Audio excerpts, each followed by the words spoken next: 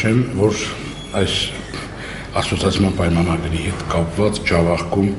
որևէ խոճապային դրամատրություն չի տիրում, ընդհակառակը Հայաստանի Հանրապետության նախագահի եւ Վրաստանի նախագահի վերջերս տեղի ունեցած հանդիպումը Թբիլիսիում կարծես թե նաեւ այդ առումով ավելի հուսադրող նախադրյալներ է ստեղծել, որովհետեւ հողում կատարելով նախագահների խոսքերից այս պարագայում երբ երկու հարևան դրացի պետություններ մեկը Եվրոմիությանը անդամակցի իսկ մյուսը Եվրասիական միությանը այս պարագայում կարելի է ակնկալել տնտեսական ձեռքբերումների հեռանկար, որովհետև ինչպես նախագահները նշեցին, Հայաստանը կարող է Վրաստանի համար դառնալ այն բարենպաստ ներդրումների վայրը,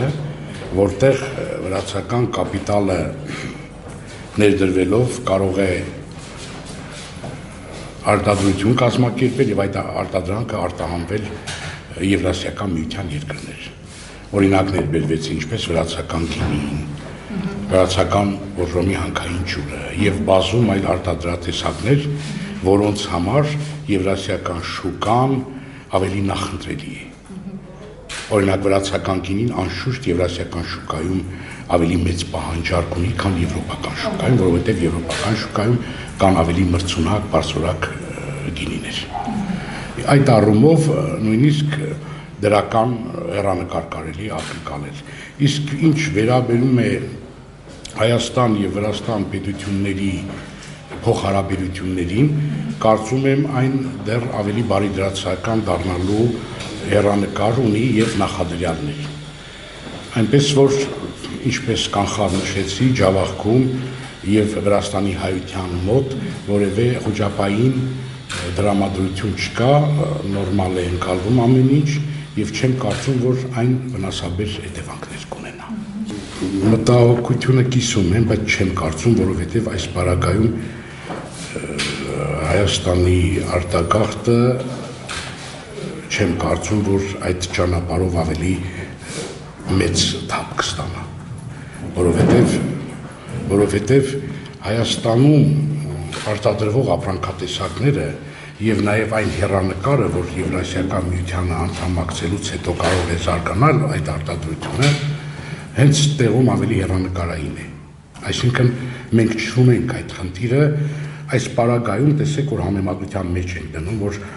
եթե Հայաստանի արտադրողներին հետաքրքրի եվրոպական շուկան, կարող է մեր կապիտալը արտահոսել Վրաստան եւ այնտեղ դառնալ արտադրանք եւ այնտեղից արտահանվել եվրոպական շուկա։ Բայց այս պարագայում թե Հայաստանում, թե Վրաստանում այսօր գոյություն ունեցող ապրանքատեսակները եւ այն արտադրատեսակները ինձ թվում է ավելի մեծ պահանջարկ ունեն եվրասիական շուկայում, քան եվրոպական շուկայում ունեն։ Այդուհանդերձ վրացական կապիտալի ներդրումը Հայաստանում ավելի իրատեսական եմ համարում, քան ընդհակառակը հայկական կապիտալի արտահոսքը Վրաստանում։ Իմ տեսակետը արտահայտեմ, որը նույնպես հղում է Հայաստանի Հանրապետության նախագահի կարծիքից, որ մենք կամ տարբերակով չենք առաջնորդվելու, այլ պետք է եւ լինի։ Այնպես որ եթե մենք այսօր անդամագրվում ենք Եվրասիական միությանը, մեր կամուրջները չենք այրում Եվրոպայի հետ եւ ինչ դրական է, ինչ նախընտրելի է, ինչ առաջնակարգ է, մենք անպայման դա կատարելու ենք, համատեղելու ենք, այնպես որ Եվրոպայի հետ մեր համագործակցությունը եւ կառուցողական հարաբերությունները ինձ թվում է, կարծում եմ դեռ նոր ձեռքբերումներ են։ Ես չեմ կարծում, որ որևէ հայ այդ թվում եւ ամենաբարձր պաշտոնյաները Հայաստանի Հանրապետության ուրախ լինել էլեկտրաէներգիայի թանկացման հետ կապված։ Պարզապես սա երևի անշրջելի է,